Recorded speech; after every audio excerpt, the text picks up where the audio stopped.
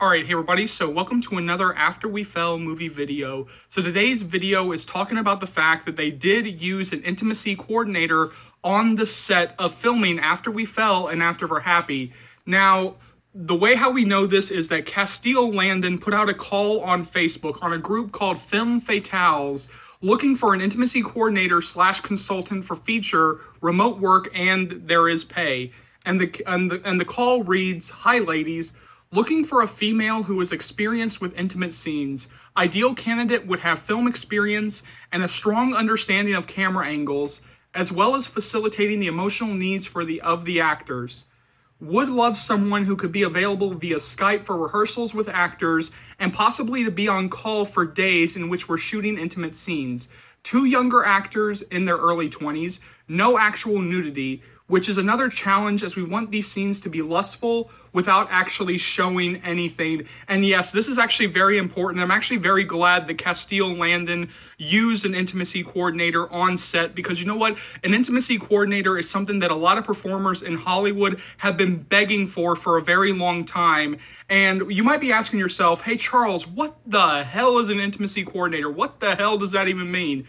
Well, an intimacy coordinator is a staff member who ensures the well-being of actors who participate in sex scenes and other intimate scenes in theater, film, and television production. Now, basically, their job is to ensure that all staff and actors are aware of the context of the intimacy as a part of the story, communication about the intimacy takes place among participants, and avenues for reporting harassment are available. Actors continually consent to all scenes of intimacy. All scenes of intimacy are performed according to a previously agreed to choreography, and actors are encouraged to mark the end of each intimate scene with a moment to signal the return to real-life interaction. Now, there has been a demand for a very long time to actually do something like this, especially when it comes to intimate scenes. When it comes to sex scenes, there's always been a demand for a very long time, but actually this thing was not really kind of put into effect until right around the time of the Harvey Weinstein scandal back in 2017. And actors such as Emily Mead, who was actually in a show called The Deuce on HBO, began to demand professional safeguards for their well-being on set, noted that giving the structure of power in a production, actors, particularly young and inexperienced ones, might otherwise not feel able to speak up if directors, staff members, or other actors disregard their consent or previously agreements regarding intimate scenes. Now, back in 2018, HBO was actually the first company to adopt a policy of using intimacy coordinators for all of its series and films with intimate scenes. Now, to even go back to HBO for a second, I was reading a book called Fire Cannot Kill the Dragon, which was basically like an overview of the production of Game of Thrones.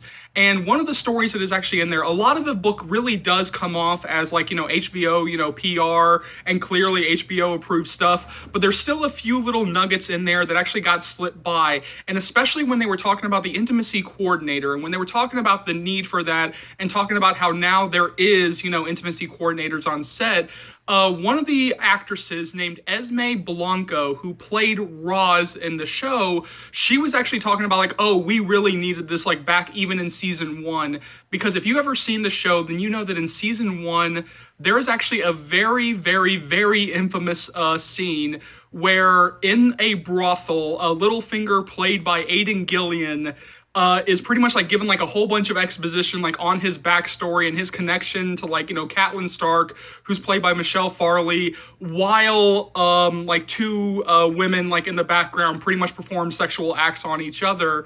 And Esme Blanco, who actually plays one of those women, she was actually talking about how she remembers how one day while filming, she kind of just looks over and she sees three dudes holding up this small flag type material over a light, and she kind of just looks and is like, hey, wait a minute, it does not take 3 dudes to hold up that thing, they need to get out.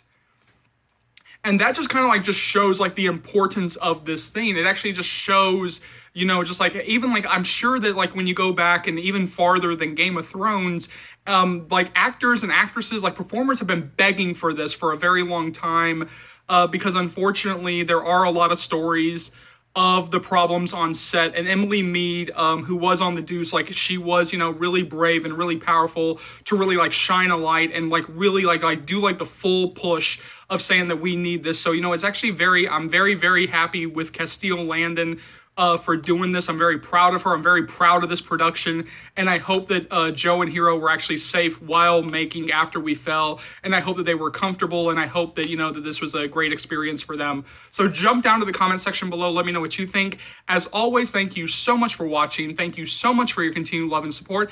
As always, remember, if you like what you see here and you want to see more, go ahead and hit that subscribe button, and let's go through all the stuff that you'll be able to find on this channel right now. So I'll be bringing you guys constant updates on After We Fell and After We're Happy. You guys are going to be so updated that you'll be begging me to stop the updates.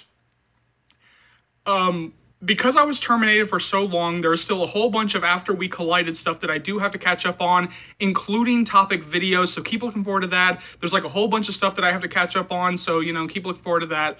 As always, remember, this channel would not be able to grow to the heights that it has without you guys, and so for that, I'm eternally grateful. You know, I know, there are plenty of After fans, old and new, who have no idea, absolutely no idea that this channel exists, so please keep sharing the channel. Please keep spreading the word of Charles's movie channel, because this will easily be one of the best, if not the best, After series channels that you'll find right here on YouTube, or dare I say anywhere. So hit that subscribe button if you haven't already. Keep liking, keep subscribing, keep sharing.